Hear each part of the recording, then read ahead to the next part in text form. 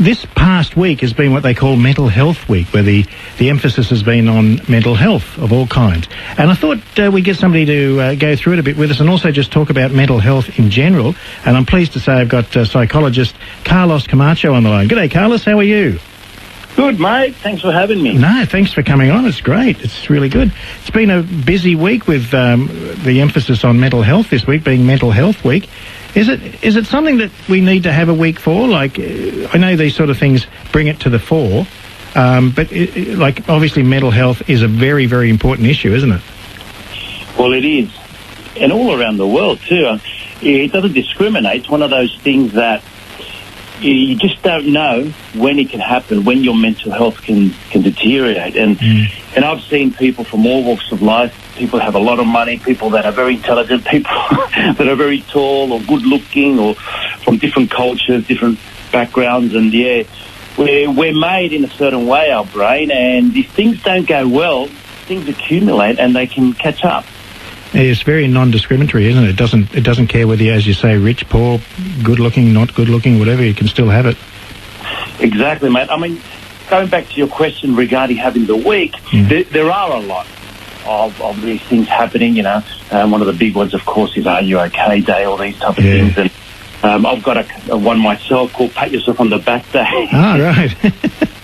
The 16th of December, where I emphasise on trying to look back and give yourself a bit of a pat for the things you've already done.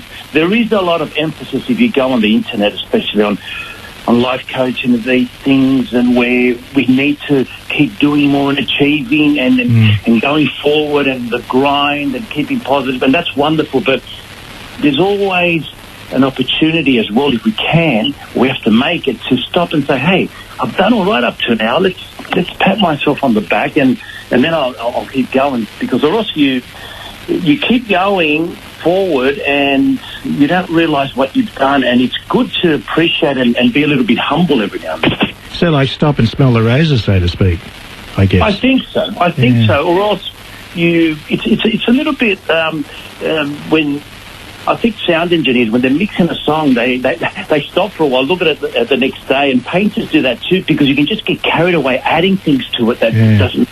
In life, we do that too. Yeah, actually, I never thought of it that way. You're right there. Hey, is it just an Aussie thing that blokes, I know more recently blokes are talking about mental health and issues, and they, letting their emotions be seen. But has it only been an Aussie bloke thing that real men don't cry, that sort of scenario, and toughen up, mate. There's nothing wrong with you and all this sort of stuff, or is it something that like men around the world sort of are all the same sort of thing? It is a little bit universal, you would say, in that sense. Not in all cultures, some more than others, but there has been, like The Cure. Remember the band The Cure, Boys Don't Cry, that song? And we all grow up a little bit like that, and sometimes it's for it. Times have changed dramatically, Dave, and that's a good thing for males, especially boys and young men that are coming through. And there's a lot of pressure on having a certain type of conduct and guidelines, code, as we call it. We used to call it having code as a man. Is very important, I think, to teach boys and young men. But I think we also have to remind them that it's okay to feel, and it's okay to ask for help. Yeah, I think that's the main thing, isn't it? That you shouldn't feel bad if you do need help. Reach out and get it, because from what I know, there's a lot of help out there if you need it. Exactly. And look, as a psychologist, I always say start with the closest people to you, your friends especially. As you know, Dave, we know a lot of people, and for possibly you and I that we're a little bit in the public eye, we probably know a lot. I always say, if I were to have a party tomorrow, I'd probably have 500 people to invite. But friends, I'd probably have 3 or 4 that I could bury my soul to, and that's pretty much the same for everyone. And that's another thing we need to teach the young people, that the concept of friendship remains the same despite social media changing that. And some of us might have 200 friends on some social media, but they're not the friends that you can rely upon when you're in need. And it's always great to pick up the phone and say, look, just need to talk. And for the other person, just listen. Because us men, we like coming up with solutions. My wife tells me that all the time. She said, look, I don't need a solution, I just want you to listen. And so for men, it's important to also just say, look, because we escape it sometimes too, because we listen and you don't have a solution for your mate. So sometimes you don't want to put yourself in the situation. But the best thing you can do is go, mate, let's go for a coffee, let's go for a chat, let's just sit in a park or even over the phone and just give him the ear and then, hopefully catch up face to face, because that does wonders also. I was going to ask you about that, because I've heard that there's nothing wrong with just being a bit selfish in one respect and, say, 1 hour a week or a couple of hours a week, just go and sit by the water if that makes you feel calm and just chill out. It does you a lot of good, apparently. Oh, look, it's funny, because all the things you're saying, I try to emphasise pretty much with most of my patients. I say to them, if you can, 5 minutes a day, have time for yourself to reflect, just you and your mind. Turn everything off and just reflect. Just think about how you're feeling. Think about what you're worried about. Think about some of the things that you've done. 5 minutes is a long time when you're just thinking, nothing, no other data, stimuli, and you'd be surprised how you start realising some of the things that, hang on, I'm actually hanging out with that person, but I actually don't enjoy their company. Or my job, probably I might look into maybe changing a few things, or there might be even some other things. They may be quite simple ones and quite deep. But if you have 5 minutes, and of course the ocean, like you said, if you can do that, especially for some of us that are blessed to live near it. In Australia and in the East Coast, of course, where we're at, most of us have the ocean accessible, even if it's a bit of a drive. And, there's something about it. And that's why throughout human civilization, apart from food source, we are connected with the ocean. And in a way, we need it for our sanity. Actually, when you mentioned social media then, is that something that's probably made mental health issues worse in some ways? Because, you hear stories all the time about even kids getting bullied. But, people can say the most terrible things about you on social media. That's got to be affecting people, surely, wouldn't it? Or? It is, unfortunately. I actually work with a lot of young people, and it does, because the other person or people are hiding behind the keyboard. They're faceless. They don't have true. You don't have to confront someone face to face. It's very easy just to write it and then log off, And those type of things for adolescent people especially can affect them tremendously, because they don't have the experience to be able to deal with some of those problems. And they're already, some of these kids are developing self-esteem issues. They might have anxiety, a bit of depression. And unfortunately, for worse, Dave, I hear a lot that it's almost a bit of a trend to do it. Really? To tell other kids, that they're no good, and even worse things. And so it's unfortunate. And there has been some issues. There have been some issues with that, and some stories that are quite unfortunate. But as a parent, as someone that has a child in their care, make sure that you try to keep an eye, keep vigilant, because the kids don't really know how to handle these things, and it affects them long term. Hey, tell me, being human, like being a human, male or female, are we able to handle things a lot better if we've got a partner in life, whether it be wife or whatever, husband, whatever, as opposed to when you're on your own? Like, do we as human beings just, are we able to, what am I trying to say here? Are we able to handle things better if we've got a loving partner? 100%. Yeah. We are, like most other mammals, we are social beings, and we got this far as a species and not that we're that far into it. I mean, the Homo sapien, if you like, the human being has been around for 200,000 years, roughly, give or take. The sharks have been around for 200 million. So, but we have, in one way, been around for this long because we're stuck together. And you see a lot of other animals do the same. They will probably not live long if they separate from the herd, separate from a certain group. The primates, the elephants, the dolphins, those type of animals that have a high intelligence, they tend to roam with similar types. Obviously the same species, because they've got different sets of eyes. They've also got the social network, because the communication is very, very important, because they learn how to hunt and how to live and so forth. So having a partner that you can come home to and discuss the things that may have bothered you that day, and to be able to get an advice, not from a psychologist, not from someone outside a professional, which is handy for different reasons, objective reasons, but someone that gives you unconditional love, then that is very important for our psyche.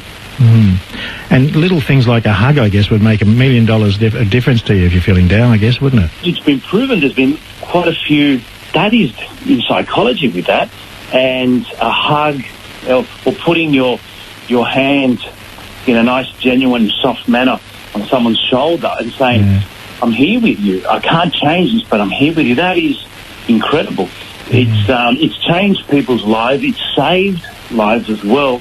And it doesn't necessarily need to be long, or you don't need to be trained to do that. It's just a human thing. And that's why living with others, with friends, with a loved one, families, and we can get, especially in the modern world, we have lost a little bit of that community type feeling. We still need that, in the sense that we haven't developed enough to be able to live on our own like other maybe species have, and we're still in the position that we're in need of each other for survival, literally.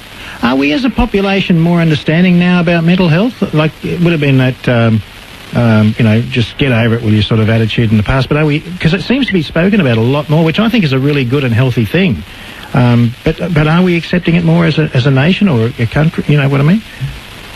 I think we are. There are some myths still around mental health, because in my discipline, unfortunately, we can't take an x-ray and go, here it is, please. We're going to cut this out, then I'll patch it up and you're off and running, We're still dealing with abstract terms, so there's nothing concrete about it. So when we talk about emotions, we talk about thoughts, feelings. We are talking about we're labeling something that a lot of us maybe feel differently about. It's like a colour, My green may not be the same as yours, but we decide to define a certain shade of that colour as green. So with happiness, with love, and fear and all these type of things, we come to a consensus, but because we're all unique, it's quite difficult to get into someone else's mind. So what we do is pretty much have a bit of a way of understanding, and yes, it seems to have advanced quite a fair bit, that understanding, in the sense that people are aware that, when we started the conversation, that mental health is real. A lot of people used to say, well, hey, you just get over it, like you said. There are different types of levels and intensity and of course frequency that, as psychologists, we diagnose, and we say, okay, that's chronic depression, that's reactive depression, which we all get from an event, say, and so forth. But some may need medication, some may not. Because that's because of a imbalance in chemicals in your brain or something, is it, or something? With some type of depression it is, and those people would do well seeing a psychiatrist, which is obviously a doctor who works with the brain. So that's why a psychiatrist can prescribe medication. A psychologist doesn't. So the difference between a psychologist and a psychiatrist is that the psychiatrist would work, say, with the brain, the psychologist would work with emotions. Right. Yeah. Okay. Gee, and as you say, I suppose no two people presenting with similar issues, I suppose, would be treated the same way because they're just individuals, and as you said, it could be a completely different thing with both of them, why they're feeling the way they are. Yeah, and that's why it's important as psychologists. But if we look back at that, say, as we were talking before about if you're a friend and just listening, you also have to make sure you take that person's situation into account. Not like, well, if it was me, I'd be doing this. No. Yeah. And so as psychologists, unfortunately, we don't have much time too, because, you know, the person comes for a certain amount of time, then you see them the week. So there comes a time you have to do something. It's a little bit like fitness, right? You can prepare, you can buy your shorts, you can get your joggers, you can join the gym, but there comes a time you have to actually go and do the work. So this is the same. There's a point where you have to make that leap. Some psychologists, because we work, there are different approaches. Some work more practically, so they will get into it straight away, regardless of understanding well the issue of that individual or not, but let's get things going. Some would dwell deeper. It depends what type of person it is, what they're looking for, but also it depends on the actual the disorder or diagnosis or issue that person may require. And sometimes some people do see 2 or 3 psychologists until they find the right one. Yeah, it's probably like I'm not trying to be funny here, but it's probably like going to a mechanic. You trust one mechanic more than you do the other one, sort of thing, I suppose. Hey, actually, when made you get into this? What sort of drove you into this sort of profession? Wow, that's it's one of those things. It was almost, look, I've always been a little bit of I've loved music, I love art, and all these other things. Again, things that are a little bit abstract, and things that like philosophy, things that you can't really get your teeth into, but they are fascinating, you know, in the sense that I suppose humanities I've loved rather than the sciences. So that was the start. Then, look, believe it or not, I lived in Buenos Aires between 16 and 18 years of age, and one of the jobs I had was cleaning the office of a psychoanalyst. Oh, wow. Fate, destiny. There you go. He had the couch, the picture of Freud on the wall. Oh, really? Psychoanalyst, you know, like in the movies where you lie down. And so he'd leave the key, then I'd go in, clean it, and so if I had another job too, you know, it is when you're in a third world country, one job's not enough. So, and I started reading his books. He had a lot of books on biology. I thought, this would be a good job, I thought. And so he started from there, and then look, I went back. I had a break from year 10, went back 5 years later, did my HSC, and I applied. And with a friend of mine, we started talking about this study psychology, and it just happened, and I got in. I was very fortunate at that time. It was very popular in the late 80s, psychology, and then he went from there. You'd have to be a people person, because I know I love talking to people, and that's so you know, this job's quite easy for me because I just like talking to people. So it'd be a similar scenario in some respects, I suppose. You've got to be, as I say, a people person, Mate, you miss it. You really miss it when you're not doing it, and I'm sure you do too. That's what I can relate to Dr. Hannibal Lecter, funny enough. Really? I don't know whether that's a good thing or a bad thing. I don't know either. I'm still trying to analyse it. I remember. I don't know if you remember the movie, but he actually gets his kick out of listening to Clarissa's story. That was his condition. He's locked up. Okay, I'm going to give you information, but you got to tell me about your child. And you could see his face relishing it because he missed it. And of course, this man was abnormal, so a little bit tongue-in-cheek that I can relate to. But I can relate to the fact that once you do this type of job and you can't do it or you don't do it, you really miss hearing the stories. Every person that comes into my office has a story. I wrote the first book I wrote was autobiographical, and people read it and go, wow, you had an interesting life, you did so much stuff. And I go, funny enough, no, every life's interesting. Once you start breaking it down and start really thinking about the stuff you've done, and the positions you've been in, situations, the people you've met, it's so interesting. The best films I've ever seen were real life films about real people, a simple person in a simple situation, and just that just life in general, how they got through that situation, you know. So every person has their story, my friend. Yeah, very, very true. I've got to ask you, why do they call you the rock and roll psychologist? Yeah, I was in a band. I do a little bit of music, yeah. And, I suppose my look too, I've got a bit of the long hair, the beard, you know, and the, in a way, it's something that was my second love after psychology, music. And I thought that was another thing. Before, I thought that psychology would be a great job to do. When I was a teenager, I used to look at these guys on TV and think, hey, that would be a great job to do too. Yeah. I can relate to that. Travel the world, play the guitar. Yeah, I used to watch like Don Lane and all that and think, oh, that'd be great to do that. Or those quiz shows they used to have on. I'd love to do that. It's just one of those things, I think. But anyway. Yeah, and just going back, to entertainment, like the rock stars and all this sort of thing.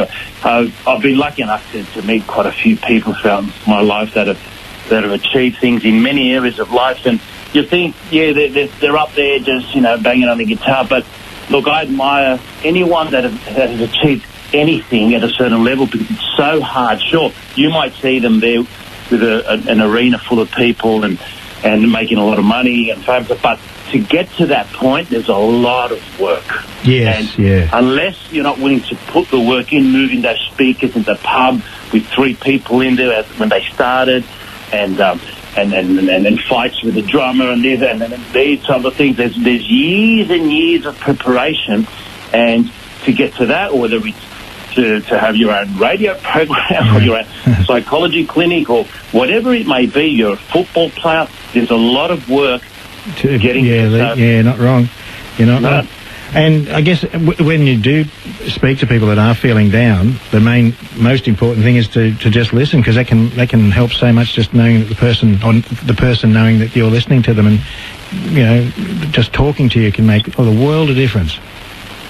For sure, and I think that's the leverage that we have as psychologists or counsellors, even social workers do counselling as well, psychiatrists. I think the leverage that we have is that when someone walks into your room, speaking about work, that they've done a lot of work before they sit there. They've decided they've got a problem, they've spoken to their GP, they've got a referral, they rung your office, they made an appointment, they took some time off work, they got there and they're sitting, and they've done a lot of work to get there. So now they're ready actually to do the work. So the difference between doing all that and then sitting in front of a friend and doing all that and sitting in front of a psychologist is that whatever we say may change their life, because this is the guy, or this is the woman that's making me my solution. And so you've got a lot of power there as a professional to say, okay, I've done all this work now. By me saying, look, you know what, I've seen this so many times and it's going to be okay. They feel a lot of relief, because it's coming from someone that has been working, in my case for 27 years, seen a lot. I've lived a lot of the ups and downs of my own life and so forth. And I find I can see the weight come off their shoulders when they say that. Yeah.